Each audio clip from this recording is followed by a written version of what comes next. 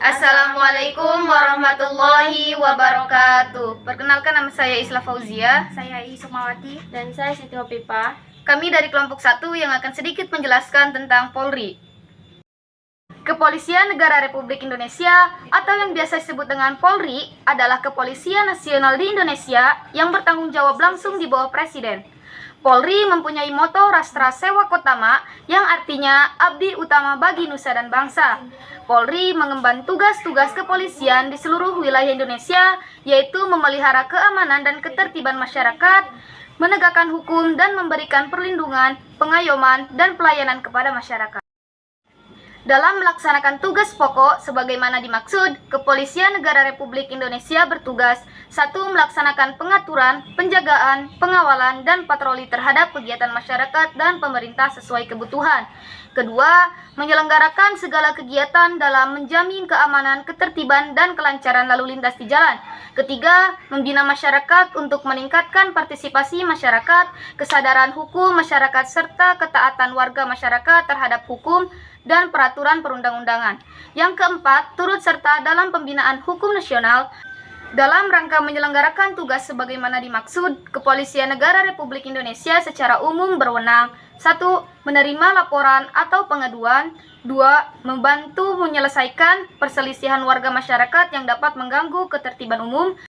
Selanjutnya untuk arti lambang kepolisian, yaitu lambang dan moto Kepolisian Negara Republik Indonesia atau Polri berbunyi Rastra Sewa Kotama, yang merupakan dari bahasa Sanskerta yang berarti pelayan utama bangsa. Dalam bahasa Sanskerta, Rastra berarti bangsa atau rakyat, dan Sewa Kotama berarti pelayan terbaik. Maka disimpulkan bahwa Rastra Sewa Kotama berarti pelayan yang terbaik bangsa atau rakyat.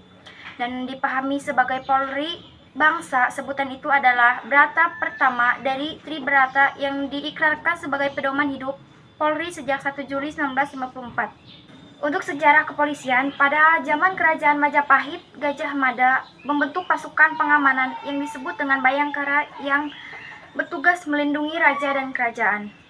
Wewenang operasional kepolisian ada pada residen yang dibantu asisten residen. Kepolisian modern Hindia Belanda yang dibentuk antara tahun 1897 sampai 1920 adalah merupakan cikal bakal dari terbentuknya Kepolisian Negara Republik Indonesia saat ini. Pada akhir tahun 1920-an atau permulaan tahun 1930, pendidikan dan jabatan Hof Agent, Inspektur, dan Komisaris Van Politi dibuka untuk putra-putra pejabat Hindia Belanda dari kalangan pribumi. Masa pendudukan Jepang. Pada masa ini Jepang membagi wilayah kepolisian Indonesia menjadi Kepolisian Jawa dan Madura yang berpusat di Jakarta, Kepolisian Sumatera yang berpusat di Bukit Tinggi, dan Kepolisian Wilayah Indonesia Timur berpusat di Makassar, dan Kepolisian Kalimantan yang berpusat di Banjarmasin. Inspektur Polisi Kelas 1 Muhammad Yasin, Komandan Polisi di Surabaya pada tanggal 21 Agustus 1945 memproklamasikan pasukan polisi Republik Indonesia sebagai langkah awal yang dilakukan selain mengadakan pembersihan dan pelucutan senjata terhadap tentara Jepang yang kalah perang, juga membangkitkan semangat moral dan patriotik seluruh rakyat maupun satuan-satuan bersenjata yang sedang dilanda depresi dari kekalahan perang yang panjang. Sebelumnya pada tanggal 19 Agustus 1945 dibentuk Badan Kepolisian Negara atau BKN oleh Panitia Persiapan Kemerdekaan Indonesia atau PPKI. Pada tanggal 29 September 1945, Presiden Soekarno melantik Komisaris Jenderal Polisi RS Sukanto Cokrodiatmojo menjadi Kepala Kepolisian Negara atau KKN. Dalam menjalankan tugasnya, polisi memiliki beberapa wewenang dalam Undang-Undang Nomor 2 Tahun 2002 tentang Kepolisian Negara Republik Indonesia. Wewenang polisi tercantum dalam Pasal 15 Ayat 1, Pasal 15 Ayat 2, serta Pasal 16 Ayat 1. Berikut penjelasannya yang mengutip dari Undang-Undang Nomor 2 Tahun 2002 tentang Kepolisian Negara Republik Indonesia. Yang pertama, menerima laporan dan atau pengaduan. Yang kedua, membantu menyelesaikan perselisihan warga masyarakat yang dapat mengganggu ketertiban umum. Yang ketiga, mencegah dan menanggulangi tumbuhnya penyakit masyarakat.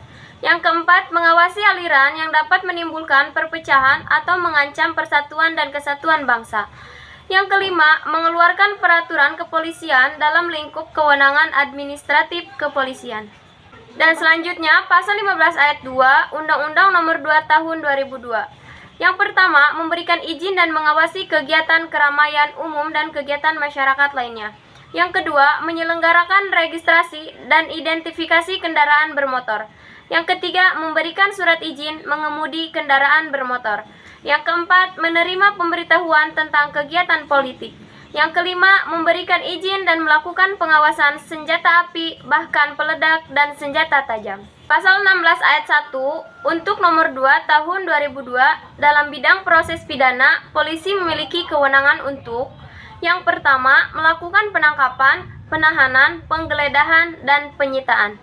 Yang kedua, melarang setiap orang untuk meninggalkan atau memasuki tempat kejadian perkara untuk kepentingan penyidikan. Cukup sekian dari kelompok kami. Kurang lebihnya mohon maaf. Wassalamualaikum warahmatullahi wabarakatuh.